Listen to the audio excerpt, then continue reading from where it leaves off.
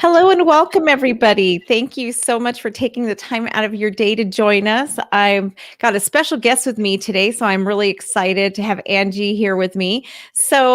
Angie is actually a client of mine, and I have seen her grow so tremendously over the year that we worked together, just completely transformed everything, not only um, business-wise, but as a person through personal growth and development. So we're going to talk about that today because Angie and I are pretty much, we've gone through the same thing where we've realized the importance of mental health in order to have a successful business. And I'm excited to announce also that Angie's actually going to be joining my team and working to help my owners and directors with their mindset and their life work. So it really does go hand in hand. And so many people do not understand how important taking care of you is before you can take care of your business, your staff, or anybody else. So Angie, tell us a little bit about your journey.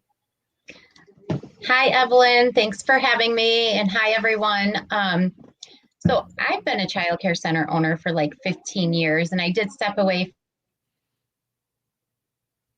for a few years. And it just seemed like everything was a struggle, but also a lot going on in my life was a struggle. And I felt like I was at a point where I lost all control of my staff. I felt like the staff was controlling me. I reached out to Evelyn and I started with her program. And that was just like, she was introducing me to the professional development world in a sense. Like she was an inspiration with her Mindset Mondays and everything. And I started digging in real deeper. And what I realized was that, I really needed a mindset shift. So I started doing a lot of work on myself, and sad to say, is that I didn't even know what emotional intelligence meant for adults, right? Like, let alone we're trying to teach it to children, but yes. I didn't understand the importance of an adult. I wasn't raised that way. I wasn't taught that way. That was foreign language.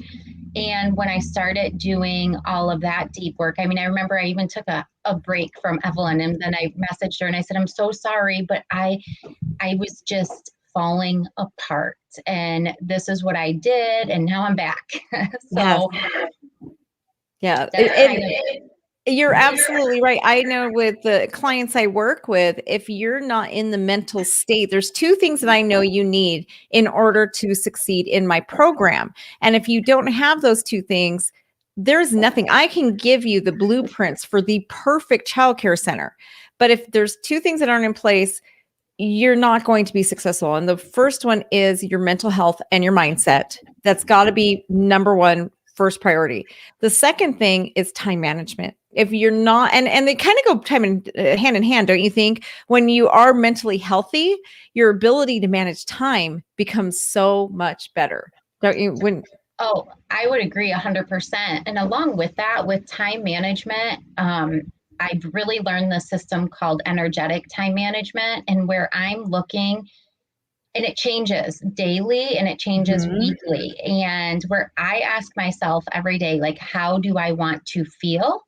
What are my core desire feelings? And I put those on my calendar. And then when I'm like in momentum and I have energy, I will do that task that like we all dread to do at the center, or that paperwork we dread to do, because I'm doing it after I created some energy for myself. And then I'll hurry up and do the dreaded work that sometimes can take us a really long time, because really it's just a long time in our minds. Yes. But I 100% agree. And I love your fire time too. That has really helped our center to be able to use that. So, a lot definitely goes with the mindset. Yeah. And we tend to really almost torture ourselves to a certain extent as women, not just in early childhood education, but in general, as women, we create these atmospheres that are really difficult for us to just be able to grow because of how giving and how little respect we show ourselves sometimes. And when you really focus on you, which we think is selfish, right? A lot of times, if we take the money it takes to focus on us and growing us, and if we take the time, we feel like we're being selfish. We feel like we're not giving enough to others. And we don't realize that in reality, when we don't do those things, we're hurting them more because we're not showing up as the best version of ourselves. So yeah, prioritizing time management, mental health, and just showing yourself that what I have learned is at the core of all of this, mental health and time management, it's a lack of respect that we show ourselves. So what do you think about that? I agree. I feel like I feel like so many parents, myself, I lived a very, very long time of working 60 hours at the center, coming home, cleaning, doing laundry, being exhausted, catering every one of my child's needs.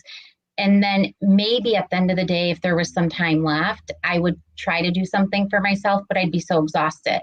And so what I found is then I just continuously was pouring from an empty cup. We're taking care of our responsibilities, but from a completely empty cup. And it seems like the world is taught, work harder, sacrifice more. This is life. It's supposed to be tough. This is what it's like when you have kids. Yeah. And when you start putting yourself first is when I call it the stories that that's when we feel the guilt. We feel the guilt. We feel the shame. We feel it's all stories. And then when you realize that they're stories that we tell ourselves, they're not even true. Right. You know? And I started doing a lot of work of Byron Katie. Have you heard of her, Evelyn? Yes, I've actually studied a lot of Byron Katie myself. Yep. So just about how much our thoughts are not really true. We waste so much time up here in the headspace with thoughts that aren't really even true. Yes. Yep. A lot of what I teach is probably Byron Katie based. I've had so many people I've studied that I don't even know anymore. You know, it's like, I know I got that from somewhere, but yeah. So that's why I think you and I resonate so closely at this point. But I know I just saw a huge shift in you. Even just the way you speak, the tone in your voice, the cadence of your speech. And I can just see it in your body and your energy, how much you changed when you and I met, you were defeated. And you're like a totally different person. Even the fact that you're showing up here with me live, you know, for my Facebook and podcast audience is huge. Oh, so thank you. And, you know, like I said, your work started this journey for me. And so sometimes it's like, I might not have needed your paper and I needed your example. Yes. And so once I, was able just to start correlating, but it is a lot of being able to care for yourself. And when I really started doing that was when I wasn't coming in so frustrated. I remember having this conversation with you one time going, Evelyn, I'm so defeated. I don't know what to do anymore. But I also realized in learning, just being honest, is that I was playing the victim a lot too in my center. So when I learned about the drama triangle and how we either are projecting, we're blaming, or we're being the victim, and I was definitely playing the victim a lot. Like, Evelyn, it's not working and it's not doing this and they're not listening. And all along, like, I wasn't listening. I wasn't doing things to make it work. And when I had that shift, and then once I made that shift, then I was able to be like, all right, now I can implement all the stuff from Evelyn, because it was so hard for me to do. I was struggling in every aspect. Yeah. Yep. And if you're not there mentally, you can't. And a lot of times what I end up doing with my clients is I do step back a little bit. I will send you mental or, just resources, but a lot of people are coming to me as a business coach. So when I step in, and I am a certified life coach, I have a degree in psychology, but I can recognize this, but I act as a business coach. And I also know, though, at the same time, when I have someone, I see them in this place, they're not ready for the change. You've got to be ready within you first, because if and I can tell you, for you out there watching us right now, if your staff is walking all over you and you're afraid to stand up for yourself, to them, if you feel like the industry is doing this to you, you can't hire because the industry doesn't pay enough, the industry has a bad reputation, if you feel like you can't charge enough because the industry, if you feel like all the people you have are poor quality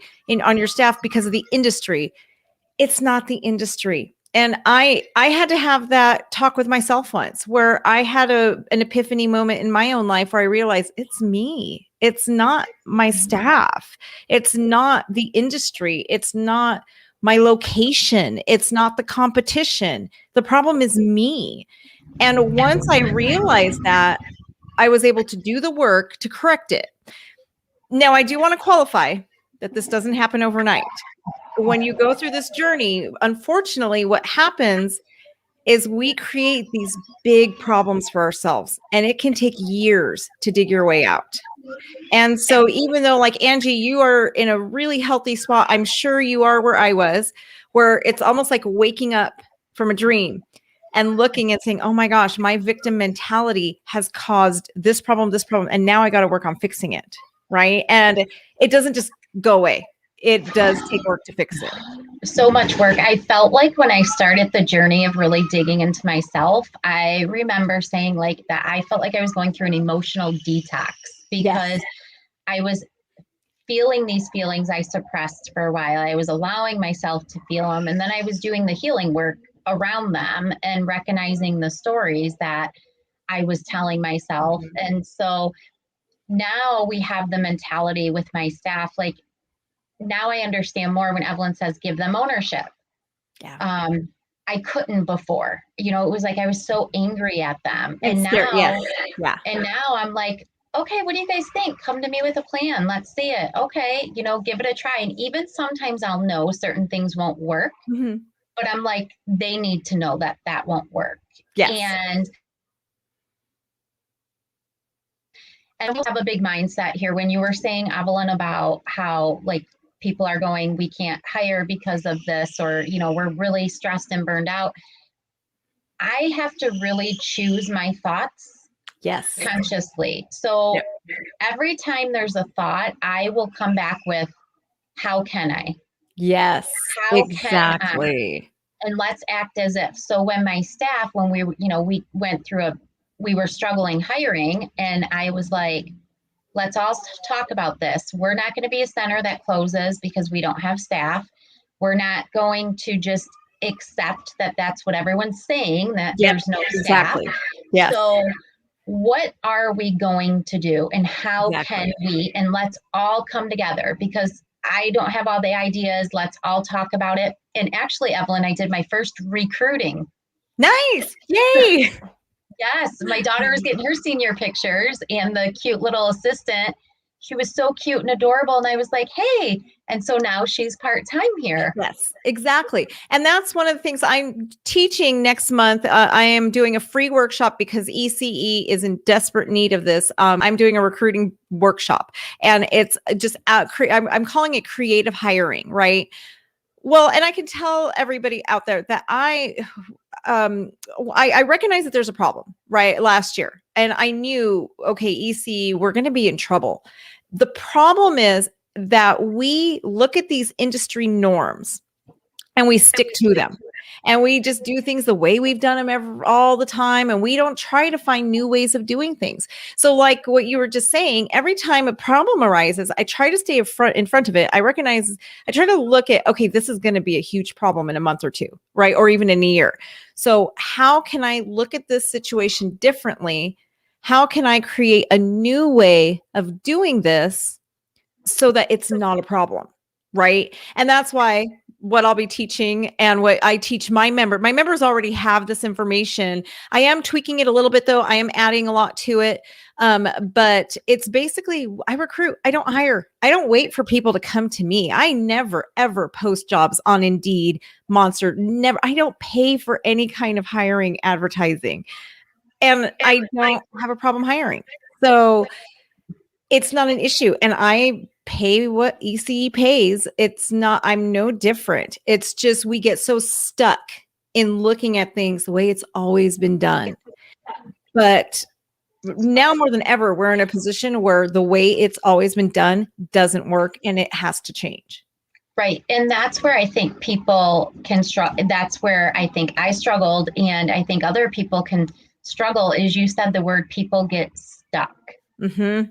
And that's where the mindset comes in, because I can be stuck in many areas of my life. Even to, I did a workshop and I was stuck doing, how do I figure this out? How do I figure this out? And it felt like a lot in my head, but it's learning those tools to get you unstuck. Yes. And so I even break a lot down in very, very micro habits. Like, okay, what is my goal? So like if they have a goal with hiring and it feels overwhelming to them, what's a 5 to 10 minute action they can do every day, as early childhood providers, that you can do 5 to 10 minutes. That's not going to feel defeating. It's not going to feel overwhelming. And you're going to feel like you move the needle, a little bit that day, and then go tomorrow, and you'll start building that momentum and feeling good about doing something versus nothing. Yeah. Because if we all talk about it and say we can't, that's what's going to happen. Right. I totally agree. My mindset guru, her name is Kyrie Vare. She just launched a podcast I'm so excited about. But once I was talking to her, and she told me that the only kinds of movies she'll watch are things like Marvels and superhero movies. And that really struck me. I was just like, well, that's weird. Why would you just, I think like documentaries and things that like build your knowledge. And she said the problem with things like documentaries is that they're based on reality. If we always keep our mind focused on what is today, we don't see what could be, right? Mm-hmm. And so with watching things like Marvel movies, it opens her minds to the what could be in life instead of just the today. And then I was reading something a couple weeks ago, and it was talking about Bill Gates, and it was talking about how when he first started Microsoft, his vision for his company was to make sure that there was a computer on every desk in every office in the United States. People laughed at him and told him he was crazy, that it would never happen, that people would never get away from pen and paper. And they laughed at him. And now look at it. Not only is there a computer in every office, but it's around the world, and it's in every home. And it's amazing how if you limit what you think to what is standard, and we create those blocks for ourselves, we do end up in that place of just mental exhaustion and that place of being a victim. Exactly. I love what you said about her watching those movies, because so it reminded me of, though, the more that we fill our cup, the more those bigger visions and manifestations come to us. Yes. When we have more joy, that's when we could be on a walk and oh my gosh, the most brilliant idea comes for our center, right? Yes. So I loved how you said that. Yes. Just thinking exactly, when you open your mind, you can suddenly figure things out. I talk to so many people on a daily basis who want to open a center, but they have no working capital, or they want to expand, but they have no money. And I'm just like, that's okay. Let's find a different way. There's more ways to find money out there than what's in your bank account. There's a lot. You just have to get yourself out. You can't be afraid to get out there. You have to have that confidence, the ability to see outside yourself, which does take a lot of mental health and work on self. So what other growth areas do you see within yourself since you've been on this journey? Well, within myself, since I've been on the journey, is just a lot of like my relationship, even with my daughter. Not that it was ever bad, but here's the thing. She had a lot of anxiety, and I was told, work on yourself and she'll get better. Yeah. I implement a lot with my staff and here's a really good tip for the child care center owners.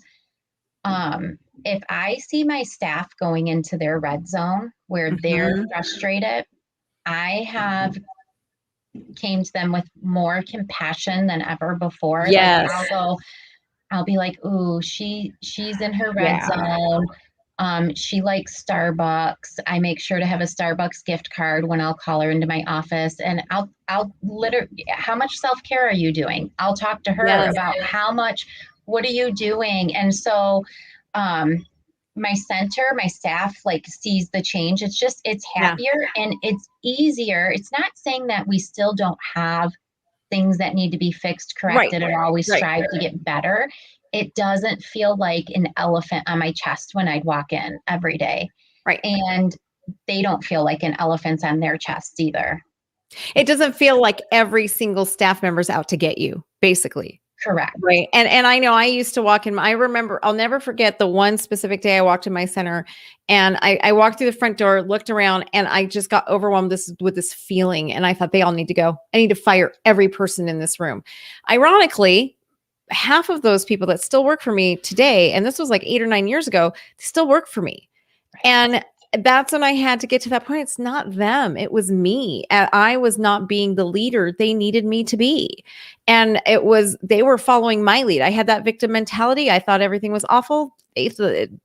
I was creating an awful atmosphere. So have you noticed that your staff has become more loyal and willing to step up now that you're showing more compassion and giving them more ownership?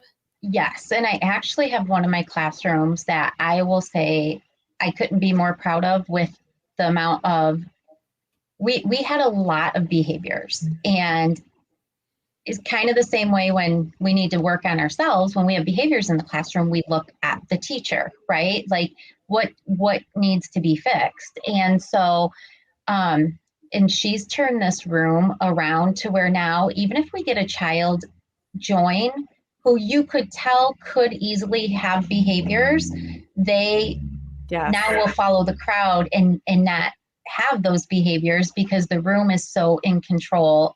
Yes. Yes, they are very loyal. I freed up personal time to work on other things too. A ton of stuff has changed. Just that transformation. I love that you bring up the child's behavior because that is one of the biggest transformations that has happened in my center. I know the sun is just. I'm sorry. You know what's funny about that? I am facing a window too, so I was just noticing, like, gosh, there's so much washed out right now. So I get it.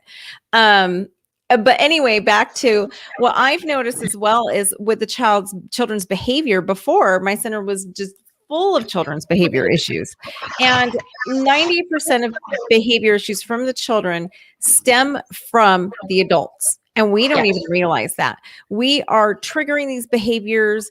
We are really causing them, to be honest with you. We are causing a lot of them, or not giving the children the tools they need. When you start working on yourself and understanding emotional intelligence, really understanding what does that even mean, why do children need to learn social emotional? Why do I need to know?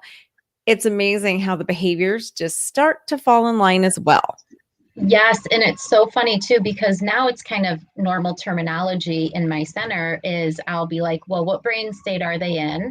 Mm-hmm. How should you guys be responding? And, and then if I have a staff that sometimes, will say in a joking manner, like, I can't with this child today. Like, yes, right. I'll say, you can think, how can I? And I recognize, I'm like, and then I was able to have a conversation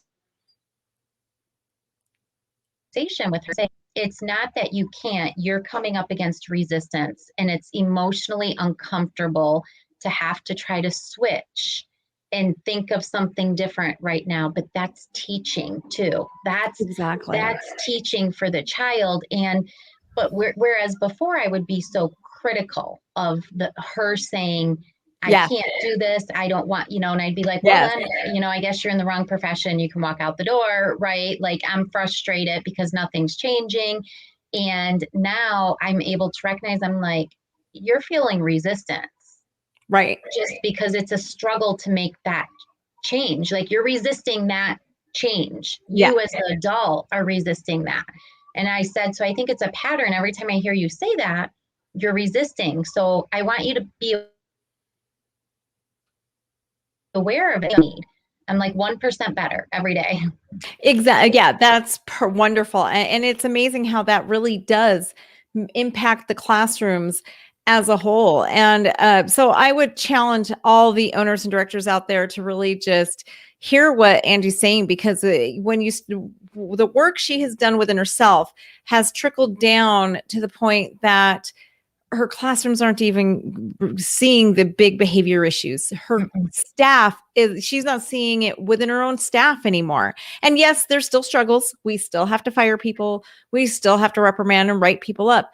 But the amount of struggles, I would say, probably diminishes about 70%. It is where it used to be like 30% good, 70% bad. It just totally changes the dynamic. Right. And I would just really like to say is that I went to Evelyn literally going, I can't do this. I need you to do it. I didn't even want to do my own staff meeting. I was like, I need you to do my staff meeting. I met with her and Brandy, and I was just, you guys, I was depleted. And I'm going to tell you, the only thing I did different was myself. Yes. Yep. And everything has ran so much better. So much better. Amazing how everything just works after that. It's kind of, yeah. And I see it with it's kind of, when I have a client that they're in that mental state, I try to kind of guide them through it. But if there's a point where I'm actually working with one right now, and I actually just let her go from my program, actually, where I just see she's not going to get it because she's not willing to work within. And at that point, I let my clients go. If they're not willing to do the work on self, then I can't help your center. It's the same thing I feel about my staff. Accountability. For all of you out there, if there's one thing you can take away from this, and you forget everything else we say today, your success will lie within your personal accountability. When you start taking accountability for your thoughts, your actions, and where your center is today, and you look within, once you really look within and can say to yourself, maybe this is me, that is when you will really see change. If you are not capable of that, then you're not going to change. Nothing is going to change. If you keep placing blame, nothing will ever change. Real change lies in accountability. And I've told the story before where I had a staff member, I was doing her employee evaluation. During her employee evaluation, she literally told me that she thinks she does a perfect job and there's no room for growth. As soon as she said this to me, I fired her on the spot. I told her, you know what, this is not the place. I did not think I was going to fire that girl going in. She was a good teacher. But the minute she told me that she thought she was doing a perfect job, basically, I knew, ooh, I can't work with her. She doesn't take accountability. She doesn't know that there's no way. So I fired her right there and then. So that's what I have to say. If you're really struggling, if you're in that exhausted point in your center, if you feel like your staff is out to get you, the parents are out to get you, the industry is what's causing your problems, and you're not taking accountability, then you're not going to make it. It's as simple as that. I would definitely agree, because until you have that, it's really hard to do anything. And that was I'm beyond blessed that I went through that. I'm beyond blessed I was to that broken of a point, because the internal contentment that I feel now and where my center is at now is night and day. And everybody around me sees it. So, which makes for more loyal staff, which makes for more loyal families, which is what gets you on that ball rolling to a wait list and having tenured staff. It really is. And what gets people knocking on your door to come work for you. Happier kids. Yes, exactly. And the outcome for the children, which is the most important thing, that's what gets you to that level where parents, not just your own parents, but people within your community start saying, wow, the kindergarten teachers are a great example. They see the outcomes of the children that come out of your program, and they want their kindergarten students to come out of your program. So then they start talking about it. And then the word gets around that this is the place to be. And it all starts in you. It does. There's no way around it. So for those of you out there, because of the transformation I've seen in Angie, the work she's done, I'm actually hiring Angie again to become a part of my team. So Angie is going to be a part of the Child Care Business Professionals team. What we are starting something pretty new as a coaching company. What I'm doing is I still bring you all of the things you need to be successful as a childcare owner. I have, and even a director, I have the business kit. I can give that to you. I can teach you how to implement it and use it. But if you don't work on self, it's not going to change your center. So Angie has agreed to come in and start coaching my clients who need that mental work and who just really need that up leveling within self. She's actually going to start coaching and helping them through the journey that she went through in order to be able to step in and become the owner she needed to be. So if that's something you're interested in, if you're one of my clients, let me know. I can set up a session with you and Angie. If you're not one of my clients and you want to work with both of us, that is available now as just a part of my membership. She's just another person on the team. I'm really trying to make sure my team can fit all aspects of the center. So Angie is the newest addition to our team, and we're so excited to have you. Thank you. I'm super, super excited because it can help change lives and centers and children. And that is what is the most important thing is and I'm the so outcomes. sorry about the sun.